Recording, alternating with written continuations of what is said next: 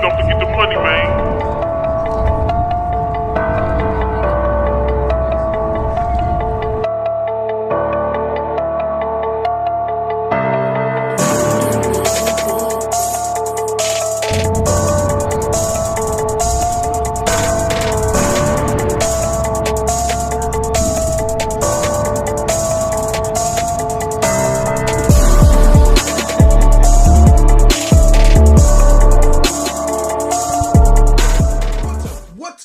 Matt Clark here at the new Matt Clark.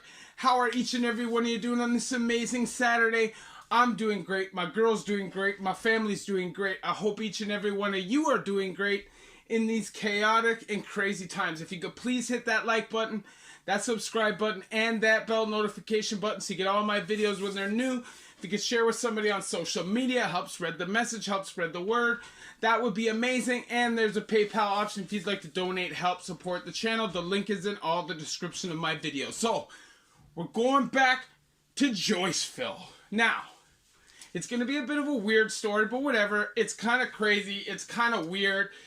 And honestly, this person is super lucky. Now, in the Ontario system, there's something called popping off. Now, if you don't know what that is, basically that means backing out your on a female staff when they're doing rounds, when they're looking in the cell window. In my opinion, it's creepy, it's sex offendery, but it happens specifically in Toronto.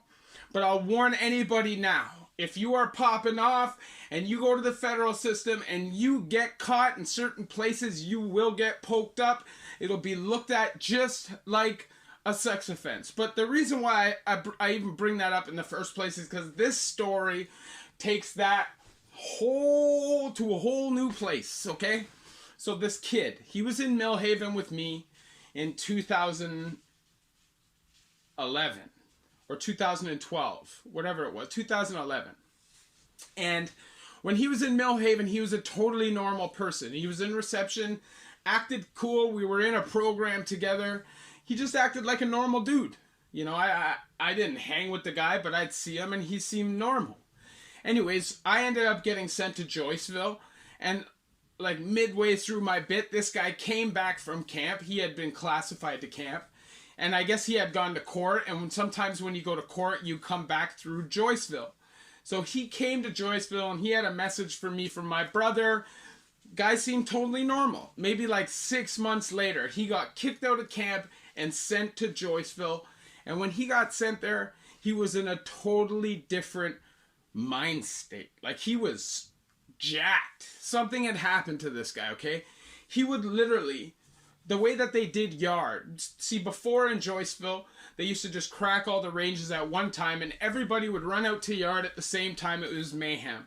But after all the violence and stuff, basically like 2010, 2011, they started sending everybody down through metal detectors, one range at a time. So it was much more organized, and you only had like a few minutes. They didn't bust all the ranges. They didn't give people opportunity to go to other people's ranges and hang out and whatever. And we would have to wait for the whole range before you to get out to the yard before that they would bust the new range. And this guy every day would have people screaming in the courtyard because for some reason he would tippy-toe across the courtyard, literally like this. And guys would be screaming from the block because it would literally take him like 15 minutes to get 100 yards. And time again, guys would scream at him. Now, they give him bly after bly because obviously, very obviously, he has mental health issues. And you don't earn any stripes by picking on people like that. You just don't. It's not gangster. You know, maybe in young offender, you can bully some people and earn some fake stripes from picking on people that won't fight back. But in the federal system, or even the adult system, that doesn't really fly. If somebody's weak and vulnerable, chances are somebody will step up and stand up for that person. I've seen it happen many times. But this guy was crazy. So this guy would always talk about he wants to be a Muslim, but he's a Christian. He wants to be Jewish. He was really into religion and misinformed about it. And obviously mental health, he couldn't choose where he was going to go. He would one week be telling everybody that he's Muslim, the next week be telling everybody that he's Catholic. Ray. So one day, he set up an appointment with the chaplain. Her name was Rita. She was this little tiny 5 foot tall Chinese lady with like a boy haircut. And she would volunteer her time. Well, I'm sure she wasn't volunteering, but she would literally be there all the time. Take time to talk to people that were going through stuff. Even though she had an attitude, because you had to have an attitude if you were working in a place like that, male or female, you had to be prepared to stand up for yourself. And she definitely was, no matter how small she was a firecracker. But I'm telling you what, she saved this guy's life, because one day this guy set up an appointment with her and for some reason decided that it would be a good idea to pop off on her.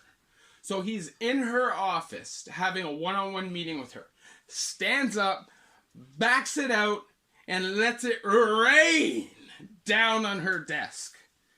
Now, she is such a good person.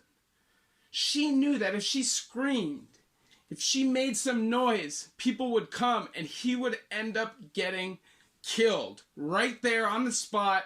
For doing something like that, you're going to get poked up right there. Especially considering she's helped a lot of people.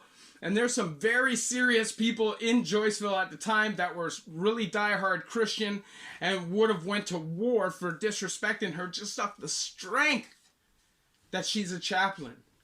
But she saved this guy's life because she allowed him to walk out, walk back to his unit, didn't say a word until she knew he was back on his range. Then she went to the front, told the officers, they went and pulled him out. So he was safe.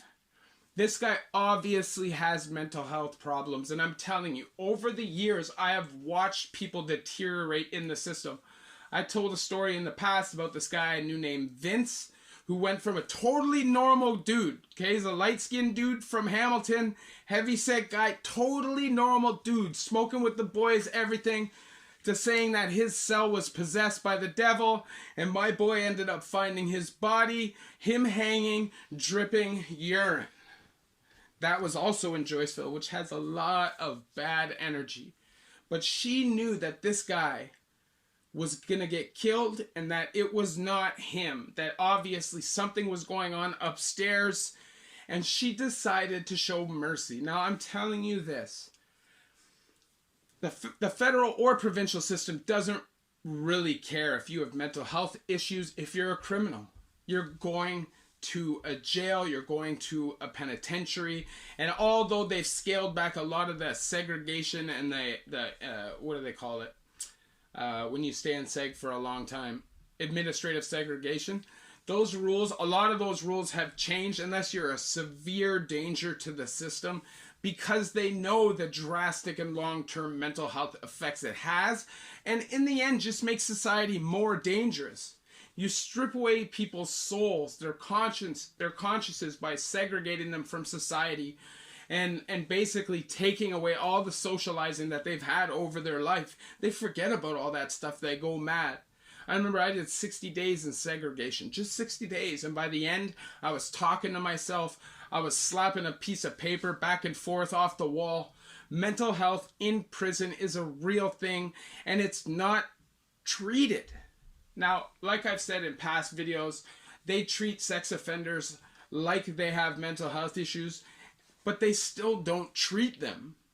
You know, they send them for assessments and all these things and just expect them to get better in the system. But the system isn't designed to make anybody better. If anything, it's designed to tear you down more. And if you have mental health issues, you're just going to be destroyed. Now, Rita was obviously a very good person, did not want to see this person's head stomped in, this person's throat cut, because that's what would have happened. The Ontario system is very against sex offenders. If anybody basically knows you're a sex offender, you are going to get it, whether you have mental health issues or not. And popping off on a female chaplain and letting it rain down all over her desk is considered a sex offense for sure. You know, you would definitely get hurt very, very badly. Now, I share my stories with you guys so you guys don't have to experience these things yourselves. You know, I share my prison stories to just deter people from wanting to go at all. It's not worth it. It's not fun. It's not cool. And there's a real chance that you might not walk out of there. You know, sometimes guys do get caught up in stuff that they don't want to get caught up in. They end up getting stabbed over it. They end up getting jumped over it. Their head stomped and turned into a vegetable. Whatever it is, it happens in the system. It wouldn't make sense for the system to fix people. You know, if everybody got better the first time they went in there, they would have no prison. They would have no need for prison. So they don't want that, right? So, like I said, mental health issues, a lot of the time, these guys are crazy and they're just thrown into segregation in the provincial system. They are what we call the screamers. Anytime you're in segregation, you'll hear them. All night long. And it makes you mental. It makes you crazy. And I just think that the mental health issue in this country has to be looked at. And most of the time probably shouldn't even be in a jail. Anyways, if you like this video, please hit that like button. Please hit that subscribe button and that bell notification button so you get all these videos when they're new. If you could share with somebody on social media, help spread the message, help spread the word, that would be amazing. And there's a PayPal option if you'd like to donate, help, and support the channel. So in the system, there's not a whole lot of empathy. Mental health or not, for sex offenses, for sex charges, you will get it. And it doesn't matter, man. You know, a lot of guys think it's funny when they pop off on female staff. And I've seen guys literally be almost killed over that. So just keep that in mind. I know a lot of people are weird when it gets to being locked up. You know, you're away from women. It's odd. I don't personally get it. But stay away from it. Love each and every one of you. The new Matt Clark.